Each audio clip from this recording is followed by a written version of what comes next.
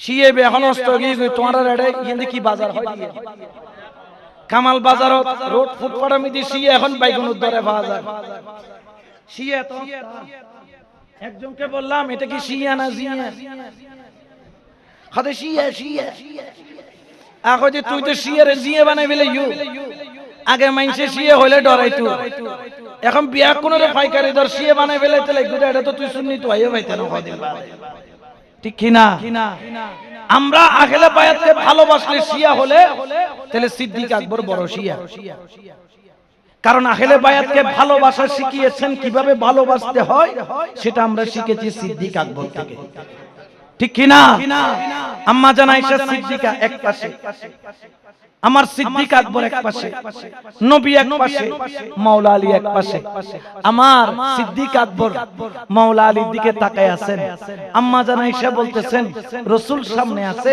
আপনি রাসূলের দিকে না তাকায়া আলীর দিকে কেন তাকায় আছেন তখন আমার হযরত আবু বকর সিদ্দিক রাদিয়াল্লাহু তাআলা তিনি বললেন ও আমার কন্যা আয়েশা শোনো আমি কি কারণে তাকায় আছি জানো কারণ গতকালকেই রাসূল আমাকে বলেছে আন-নাজরু ইলা ওয়াজহি আলী ইন ইবাদা আলীর চেহারা এটা যেমন তেমন চেহারা নয় আলীর চেহারার দিকে তাকায়া থাকা এটা ইবাদত বড় করে বলেন সুবহানাল্লাহ আল্লাহ মাওলা আলীর দিকে তাকানোটাকে কি বলেছে ইবাদত কি শিয়াই নাকি রাসূলের হতে ইবাদত ফটো শিয়া হতে শিয়ে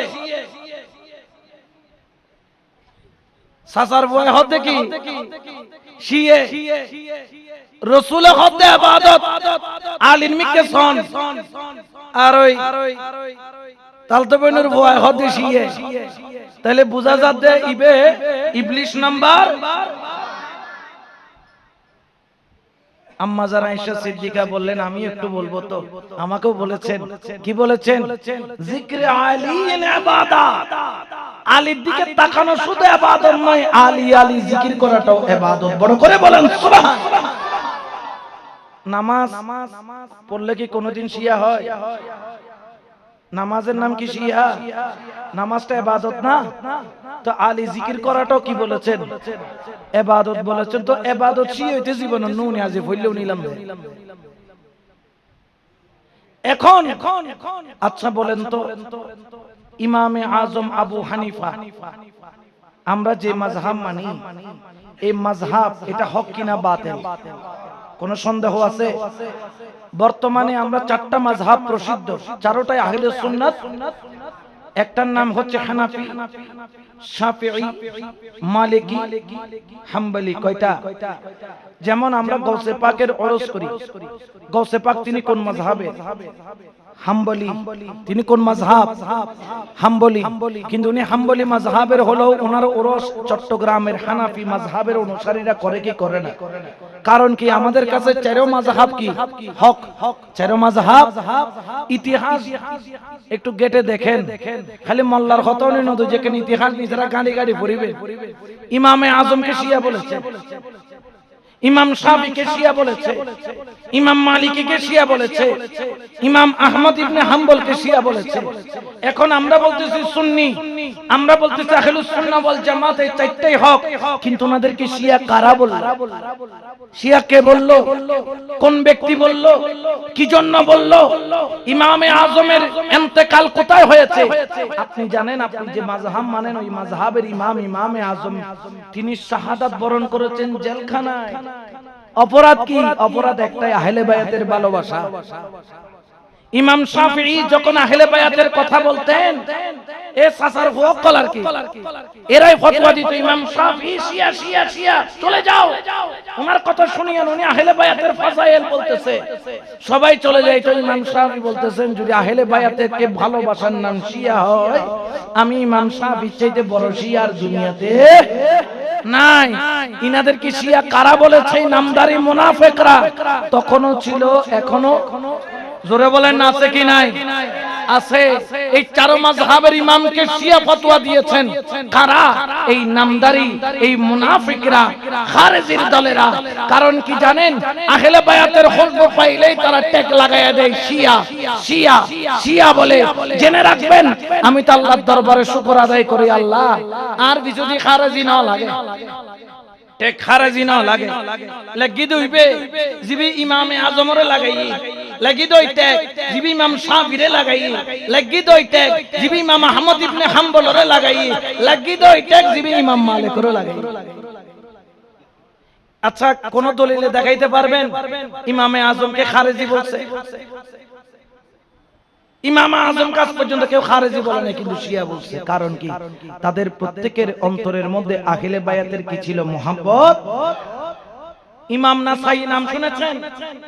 ইমাম নাসাই, নাসাই শরীফ সিহাসিত্তার 6 কিতাব, সিহাসিত্তা বলে না, এই সিহাসিত্তার 6 কিতাবের মধ্যে কিতাব হচ্ছে নাসাই শরীফ।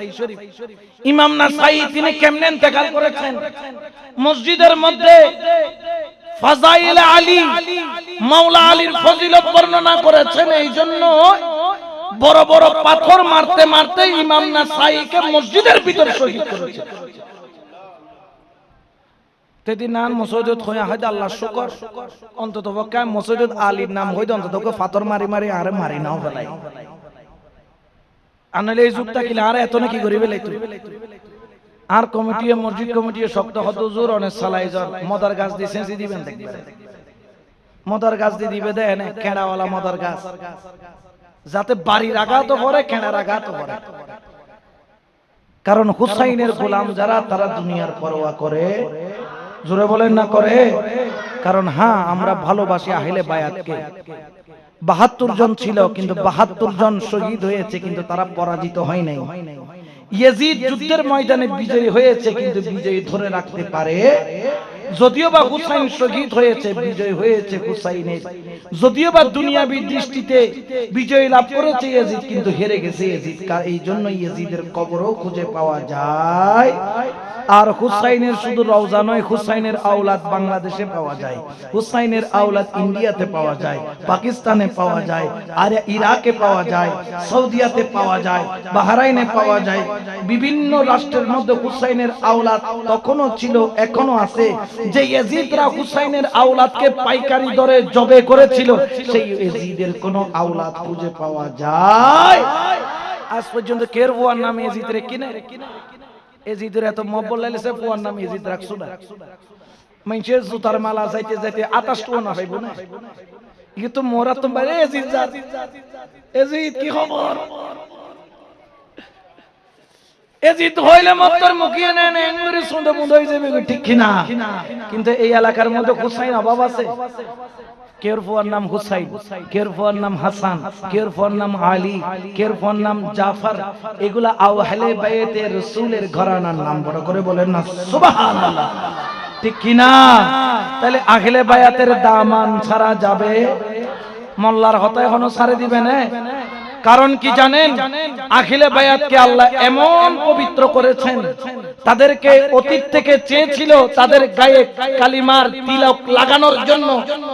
কালো দাগের তিলক কিন্তু লাগাইতে পারে নাই, পারবে না। কারণ আহলে বায়াতের পক্ষে খুদ আল্লাহ দলিল হয়ে গেছেন, ইন্নামা ইউরিদুল্লাহু লিইয়ুযহিবা আনকুমুর রিজসা আহলাল বাইত ওয়া ইউতাহহিরাকুম তাতহীরা। আল্লাহ বলতেছেন, আমি আল্লাহর ইচ্ছা হলো, হে নবীর পরিবার বর্গ আহলে বাইত, তোমাদের ভিতর থেকে যত ধরনের রিজ রয়েছে, অপবিত্রতা রয়েছে, সমস্ত কিছু আমি আল্লাহ দূরীভূত করে দিব। শুধু তাই নয়, ওয়ায়ুতাহহিরাকুম তাতহীরা। কেন দূরীভূত করে দিব? তোমাদেরকে পবিত্র বানানোর জন্য। কেমন পবিত্র?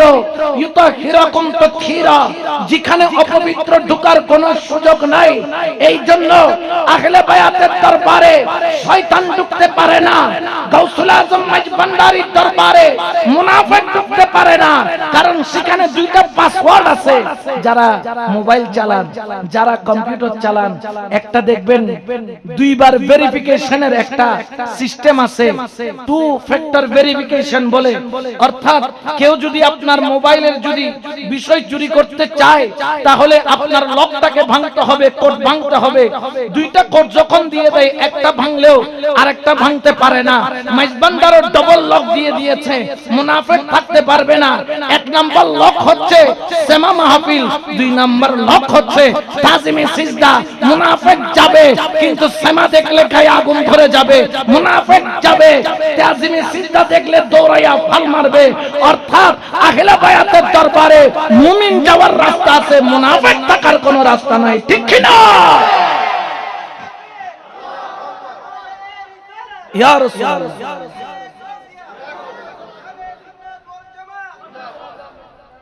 তখন গুসো হইও না, হন আর কথা কি নারাজ হইও না, হন হতা কেন তিতে মিকে হয়ে দিয়ে আর কি আল হক মুররুন, হক কথা তিতা কিন্তু তিতা হইলে এর ভিতর মিডা আছে রে নাই। আর তুন তো ভালা লার কিন্তু যেগুলো তুন তিতা লার মনে করে দি ইবলিশ নম্বর, ঠিক কি না?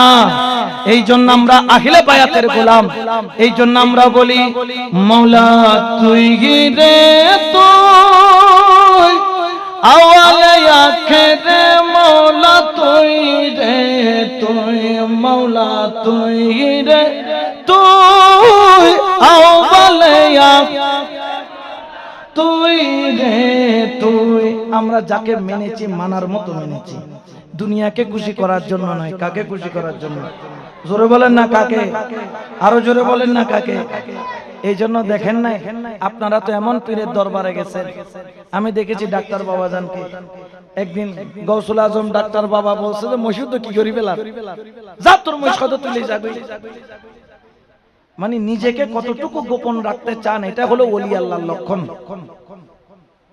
গৌসুল আজম হই রে আরা তো ফুলি উর্মি কুইটাম গই, আরে বাপ রে বাপ, আরে গৌসুল আজম ডাকে। কিন্তু ডাক্তার বাবাজান কেবলা তিনি দুনিয়ার মধ্যে বসবাস করতেছেন, কিন্তু দুনিয়ার মোহ, দুনিয়ার প্রেম এগুলা গায়ে লাগতে দেয় একজন নিরহংকার মানুষ, যার ভিতরে সামান্যতম তাকাব্বুরিনে হক কথা, যিনি বলতে কাউকে পরোয়া করে, তিনি পরোয়া করেন একজনকে, তিনি হচ্ছেন গৌসুল আজম। আরো জোরে বলেন না গৌসুল আজম। এই তো এই জন্য আপনারা এমন পীরের দরবারে গেছেন, শুধু আসা যাওয়ার মধ্যে সীমাবদ্ধ নয়, তরিকত চর্চার মধ্যেও আপনারা নিজেকে নিয়োজিত করেন। আর এই তরিকত চর্চার জন্য সর্ব উৎকৃষ্ট একটা গ্রন্থ, যার নাম হচ্ছে বেলায়েতে মুতলাকা, যেটা মানুষ যদি অনুসরণ করে, ওই আপনারা দেখছেন এই যে জোরে হন হবে, এই প্লাস্টিকের চেয়ার বানানোর জন্য কতগুলো দানা আছে না নাই? প্লাস্টিকের দানা আছে না, এই দানাগুলো একটা মেশিনের ভিতর ঢুকাই দেয়, গরম সেক দেয়, গলাইয়া কি বানায়?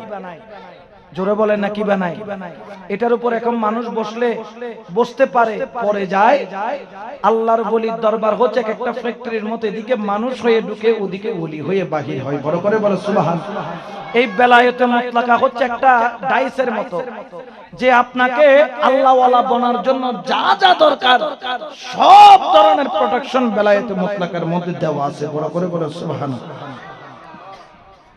এই জন্য শায়র বলেন, ওরে মাটির পুতুলা বানাই সঞ্চারিলা রূপ, মাওলা সঞ্চারিলা রূপ, মাটির পুতুলা বানাই সঞ্চারিলা রূপ, ও মাওলা সঞ্চারিলা রূপ।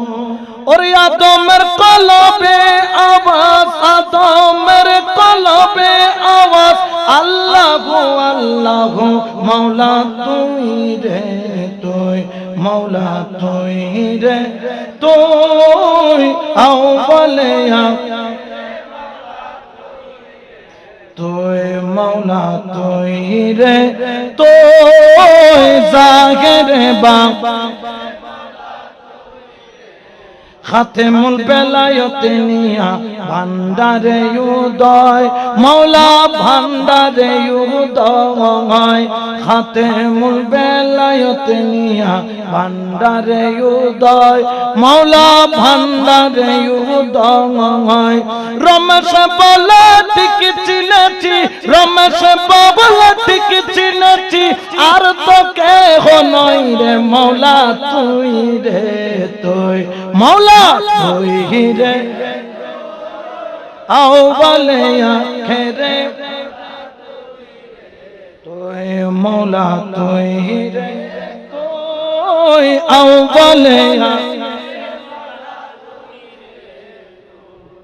গুসালান না হলো, বেজাল্লান না হলো, তাহলে আখিলে বায়াতের দামান ধরলে লাভ না ছাড়লে লাভ।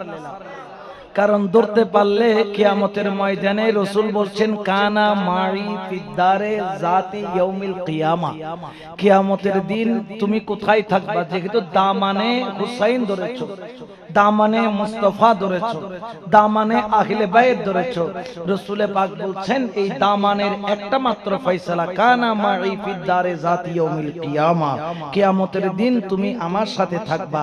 আমি রাসূল যেখানে আমার হুসাইনের গোলাম সেখানে, আমি রাসূল যেই জান্নাতে আমার গোলামও সেই জান্নাতে, আমি যেদিকে যাব আমার হুসাইনের গোলামদেরকে নিয়ে যাব। বড় করে বলেন সুবহানাল্লাহ।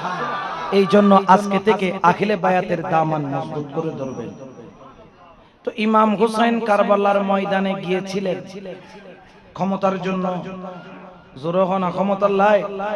ইমাম হুসাইন যদি আসমানের তারাকে বলতেন জমিনে চলে আসো, আসতো না? তো ক্ষমতা কি দরকার? উনি ক্ষমতার জন্য যান নাই, উনি গেছেন একজন শাসক যে কিনা বেনামাজি, যে কিনা শরাব পানকারী। ইমামে হুসাইনের জিহাদ ছিল শরাবের বিরুদ্ধে। এখন আমরা যদি তরিকত মানি, হুসাইন মানি, কখনো হারাম আমরা বক্ষণ করতে পারবো? শরাব মানে শরাব মানে শরবত ন, শরাব মানে কি? মদ। মদ এখন তো অনেকে আছে মাওলা আলীকে মদ খাওয়াই দিতে চাইতেছে। এই মদ হালাল না হারাম? জোরে বলেন না। কেউ যদি হুসাইনি দাবি করে, আখিলে বায়াতের গোলাম দাবি করে মদ খায়, সে কি কখনো হুসাইনি হতে পারবে নাকি সেই ইয়াজিদি? ইমামে হুসাইন জিহাদ করেছে কার বিরুদ্ধে? বেনামাজের বিরুদ্ধে। ইমামে হুসাইন জিহাদ করেছে কার বিরুদ্ধে? কারণ ইয়াজিদ সুদকে হালাল মনে করত, জেনাকে হালাল মনে করত, মিথ্যাকে হালাল মনে করত, কুটবুদ্দিকে হালাল মনে করত। তাহলে বোঝা গেল ইয়াজিদের কাছে যে খাসলত, ওই খাসলত যদি আমার কাছে থাকে, আমি নামে হুসাইনি কিন্তু কাজে হুসাইনি হতে পারি। কারবালার ময়দানে যারা দাঁড়িয়ে ছিল ৭,০০০ হাফেজে কোরআন ছিল, ৩,০০০ মুহাদ্দিস মুফাসসির মুফতি ছিল, মুখের মধ্যে নারায়ে তাকবীর আল্লাহু আকবার ছিল, তাদের আমামাও ছিল, মুখের মধ্যে দাড়িও ছিল, তাদের কাছে কোরআনও ছিল, নারায়ে তাকবীর স্লোগানও ছিল, নামাজও ছিল, রোজাও ছিল, হজও ছিল, যাকাতও ছিল। কিন্তু তারপরেও আখিলে বায়াতকে কুরবানির গরুর মতো জবে করলো। ব্যাপার কি? হুসাইন চিনায়া দিলেন, ওরে জগৎবাসী চিনে রাখো, মুহাদ্দিস দেইকা পাগল হয়ো না, মুফাসসির দেইকা পাগল হয়ো না, হাফেজে কোরআনের কণ্ঠ শুইনা পাগল হয়ো না, তোমরা আলেম ওলামা দেখে পাগল হয়ো না। হ্যাঁ, পাগল হবা ওই মুহাদ্দিসের জন্য যার অন্তরে হুসাইনের প্রেম আছে, পাগল হবা ওই মুফাসসিরের জন্য যার অন্তরে আহলে বায়াতের ভালোবাসা আছে, মুহাব্বত করবা ওই আলেমকে যে আহলে বায়াতকে হৃদয় দিয়ে ভালোবাসে, ঠিক কি না? কারণ কারবালার ময়দানে দাড়িওয়ালার অভাব ছিল না, ঠিক কি না? এখনো মাইজ ভান্ডারকে হিন্দুরা মানে, খ্রিস্টানরাও সাম্য সাম্য হড় উপজাতি যেগুন ব্যাং খায়, আপ খায়, কেচ্চো খায়, এগুলো আয়েরও কি করে সম্মান করে। ওই যে আমি ভিডিও দেখলাম বাবা ভান্ডারের আস্তানা শরীফ পাহাড়ে ফকির আবু হা খেদমত করতেছে একটা চাকমা, চাকমা খেদমত করতেছে। আরে পুরা কফাইলা সাম্ময় সিনের গৌসুল আজম মাইজভান্ডারী, সুবহানাল্লাহ, ঠিক কি না? ওই আগের যুগের ইয়াজিদি হুসাইন পরিচয় করায়া দিছে দাড়িওয়ালার উপর, টুপিওয়ালার উপর, পাগড়িওয়ালার উপর, জুব্বাওয়ালার উপর ভরসা করিও না, কারণ সবাই হুসাইনি না। কারণ হুসাইনের বিরুদ্ধে তলোয়ার ছিল 22,000 আর হুসাইনরা ছিল মাত্র 72 জন। 22,000 নয়, অনেকে আরো বেশিও বলেছেন। তবে আমাদের আখিরাত সুন্নাত ওয়াল জামাতের আকীদা অনুযায়ী কমপক্ষে 22,000 ইয়াজিদি উপস্থিত ছিল আর হুসাইনরা 72 ছিল। কিরে মুহাদ্দিস, তুই কি কোরআন পড়িস নাই? বলে পড়েছি। কিরে মুফাসসির, তুই কি কোরআনের তরজমা করিস নাই? বলে করেছি। কিরে মুফাসসির, কিরে মুফতি, তুই কি ফতোয়া জানিস না? আহলে বায়াতকে ভালোবাসা, এটার নাম ঈমান। বলে জানি। তারপরেও কেন কারবালার ময়দানে জবে করার জন্য তলোয়ার নিয়ে দাঁড়ায়া গেলা? বলে আমরা মুহাদ্দিস হলো, আমরা মুফাসসির হলো, আমরা মুফতি হলো, আমরা তো টাকার কাছে বেচা গেছি। ইয়াজিদ আমাদেরকে ক্রয় করেছে আর আমরা বিক্রি হয়েছি। কারণ আমরা আল্লাহর গোলামি নই, ইয়াজিদের দালালি করছি। বর্তমানেও কতগুলো দালাল বের হয়েছে, দাড়িও আছে, টুপিও আছে, পাগড়িও আছে, মুহাদ্দিসও, মুফাসসিরও, মুফতিও, কিন্তু আহলে বায়াত যেই রকম কারবালার ময়দানে 22,000 ইয়াজিদি চিনে নাই, বর্তমান ইয়াজিদিরা গৌসুল আজম মাইজভান্ডারীকে চিনে নাই, ঠিক কি না? তো যারা ইয়াজিদের পক্ষ ছিল তারা কি রহমতুল্লাহ আলাইহি না লানতুল্লাহ আলাইহি? হ্যাঁ, ইয়াজিদকে যারা রহমতুল্লাহ আলাইহি বলে তাদের উপর আল্লাহ লানত, ঠিক কি না? জোনে বর্তমানে উনারে রহমতুল্লাহ আলাইহি বানার ইয়া কদন ঠিকাদারি লই ইয়াজিদের না। ইয়াজিদ ভালো, ইয়াজিদ এক রাতে 100 রাকাত নফল নামাজ পড়তো। ইয়াজিদ হাফেজ কোরআন, ইয়াজিদ বড় শায়ের, ইয়াজিদ তাহাজ্জুদ গুজারি রহমাতুল্লাহ আলাইহি। যদি যে গালে হয়ে গেল লানাতুল্লাহ আলাইহি, ঠিক কি না? কারণ যার মুখে দিয়ে ইয়াজিদের প্রশংসা বের হয় সে কখনো খোদার রহমত পাওয়ার যোগ্য। হুসাইনকে ভালোবাসা ঈমান, হাসানকে ভালোবাসা ঈমান, আহলে বায়াতকে ভালোবাসা ঈমান। এইজন্য মাইজভান্ডারের আওলাদকে আমরা ভালোবাসি।